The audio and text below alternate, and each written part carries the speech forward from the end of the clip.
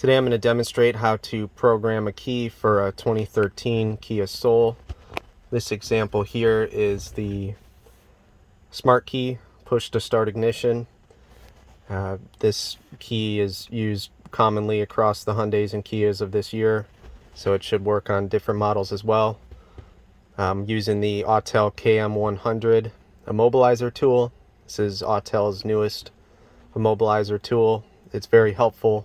I've used it many times. It does have its limitations, so just be aware it won't do everything.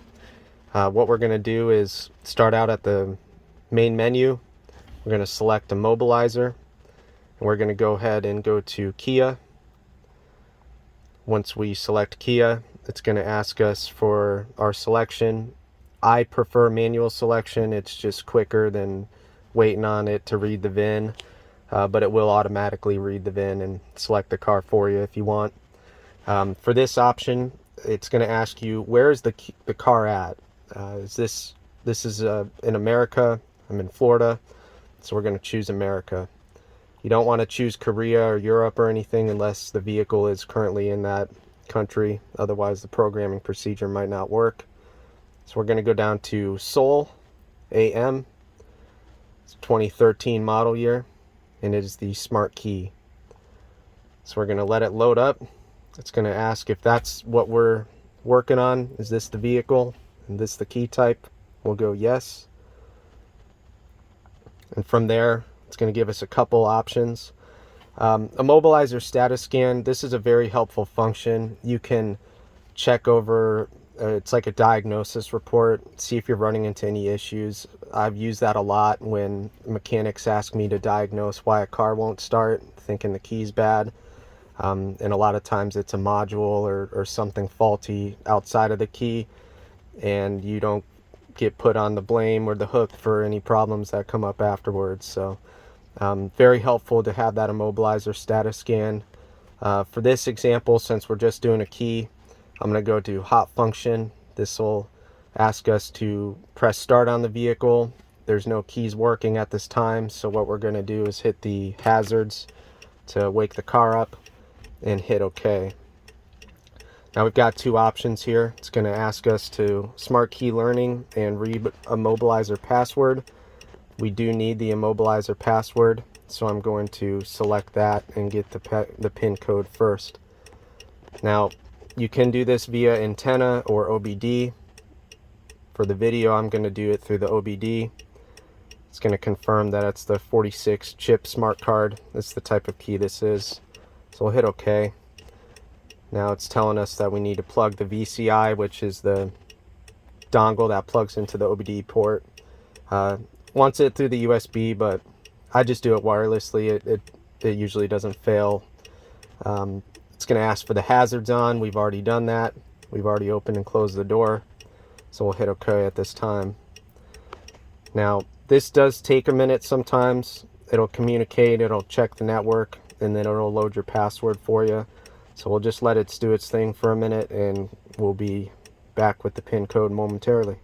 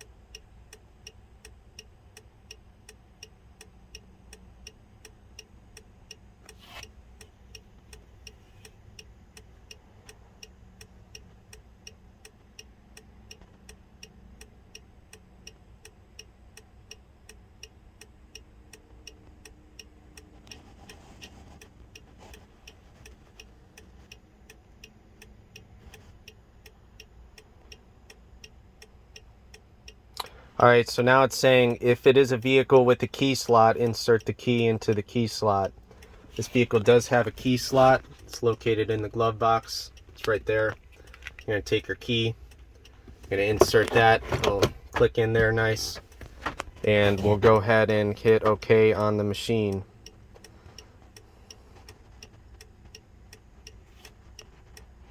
So there's our pin code, 820358. I always recommend take that pin code down just to have it, but it will save that pin code to your machine.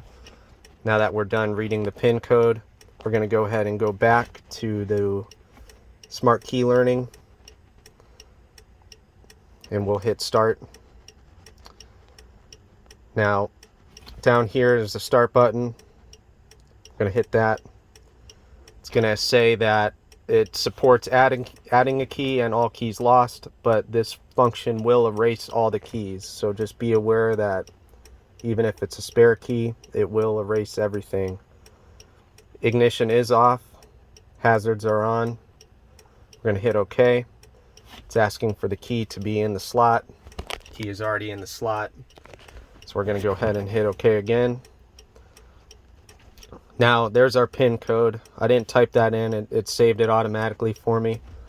It's another good thing about this machine. I'll hit OK. It's going to confirm that is the pin I want. I'll hit yes. And then I will hit execute. It's giving me another message about the key being in the slot. I'm going to hit OK. It's already in the slot.